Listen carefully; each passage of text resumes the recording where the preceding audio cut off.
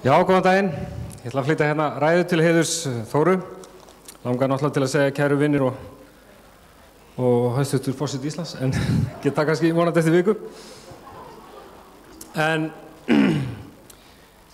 kona mín sagði við mig í síðustu viku, svei mér þá. Ég held að sé bara í fyrsta sinn núna sem ég get loksins kosið það sama á vinkonur mínar. Hún á dálítið skrautlegar vinkonur. Sumar sveiflast, aðrar eru pikkfastar á hinum bakkanum. Svona eins og við erum dálítið föst á bakkanum hérna megin. En á laugardaginn kemur ætlum við að sameinast, mætast á miðri leið, byggja brú og kjósa það sama. Og mér finnst það alveg frábært, bætti konan mín við. Og já, er það ekki gleðilegt? Og er það ekki eitthvað sem við þurfum akkurat núna? Eigum við ekki að fagna því að okkur bjóðist að byggja þessa brú yfir átakafljótið og rifrildis ána deilukvísl? Eigum við ekki að fagna því að okkur bjóðist loksins manneskja sem stendur ofan við og hefur sig upp yfir? Manneskja sem þekkir og getur rætt við fólkið beggja megin fljóts og komið fram með hugsanir sem höfða til beggja hópa, hugsanir sem lyfta okkur upp úr karpi vanans, hugsanir sem sameina, að okkur bjóðist manneskja sem gæti orðið forseti. Eða var það ekki upphaflega meiningin með þessu embætti að forsetinn væri eins og fáni sem allir Íslendingar gætu hugsað sér að draga að sínum húni, ekki bara útgerðarmaðurinn, ekki bara samfylkingarkonan, öfgafeministinn eða símaröddin á útvarpi Sögu, heldur allir. Við þurfum ekki að tala hrunið, kvótan og Icesave á sunnudögum líka. Við megum alveg gefa sjálfum okkur frí einn dag í viku. Forsetinn er sunnudagur. Og þess vegna passar ekki alveg að kjósa þriðjudag í embættið.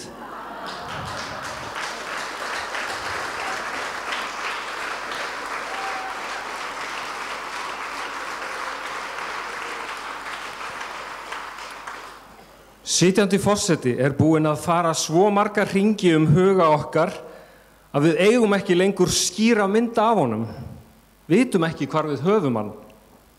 Sum okkar kusu hann, sum voru sátt við hann á tímabili, ósátt við hann á öðru, ánægð með hann í fjölmiðlamáli, hissa á honum í einkaþotunni, hrifin af honum í Icesave, gargandi á hann í Icesave, örmagna yfir ósamkvæmninni og geispandi yfir leikrutunum í byrjun árs, gapandi yfir óstaðfestunni.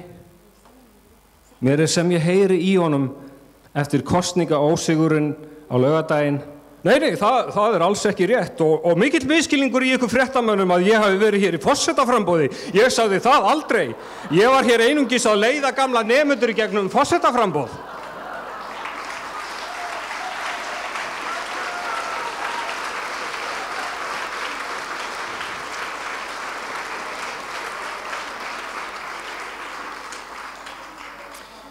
Þótt hann hafi í embætti sínu vanrækt baráttu og sigra samkynhneigðra, er hann í raun fyrsti regnbogaforsetinn okkar. Gulur í fyrra, rauður í gær, grænn í dag, blár á morgun. Þetta veldur því að hann veit í raun ekki lengur sjálfur hvar hann stendur. Vill bara fá að sitja áfram.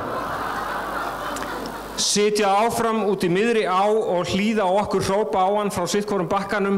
Komdu hingað, nei, til okkar! Við þurfum ekki frekari hróp og köll og forseta í stríðum straumi með vatnið upp á mitti.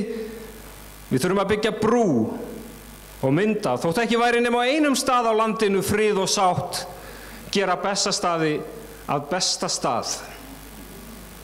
Og þá býðst okkur Þóra, ung, glæsileg og gáfuð kona, sem getur bæði gefið á brjóst og talað blaðlaust sama kvöldið.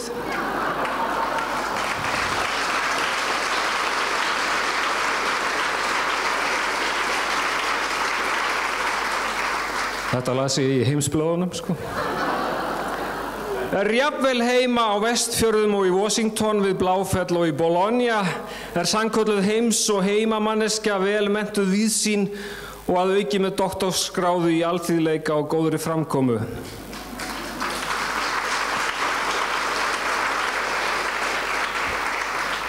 Allt eru þetta óumdeildir hæfileikar og einmitt þeir sem við þurfum núna, eitthvað til að líta upp til, eitthvað sem lætur okkur hætta að mæna út í beljandi fljótið og hrópa en lyftir augum okkar upp á brú Þóru Arnórsdóttur. Það var Vigdís var alltaf kölluð frú Vigdís Finnbogadóttir, hún getur verið kölluð brú Þóra.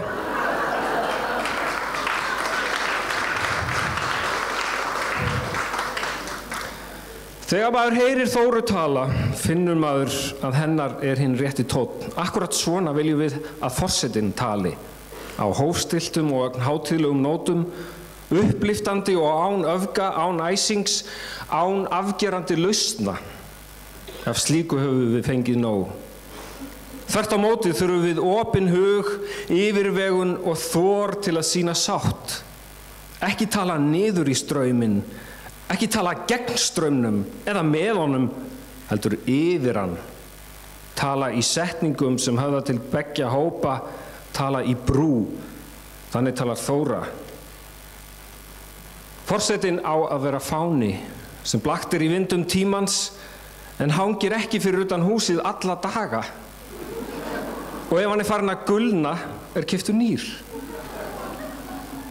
Hann á að vera fáni og hann á að vera sunnudagur, vera til hátíðarbrigða, lyfta okkur upp, láta okkur skoða, fara með okkur á nýjan stað í huganum. Við eigum ekki að þurfa að taka afstöðu til forsetans. Nei, við eigum að vera sátt við hann og stolt af honum.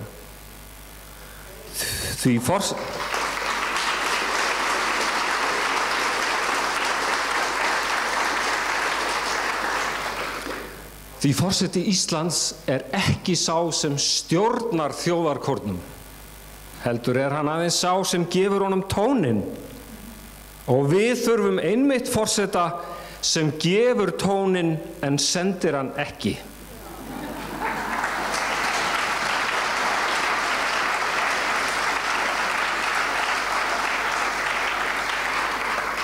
Kæru vinir, við þurfum smá frið og gleði, bjartsýni, víðsýni, pláss til að anda og standa upp. Við þurfum ljós, við þurfum hlýju, við þurfum Þóru.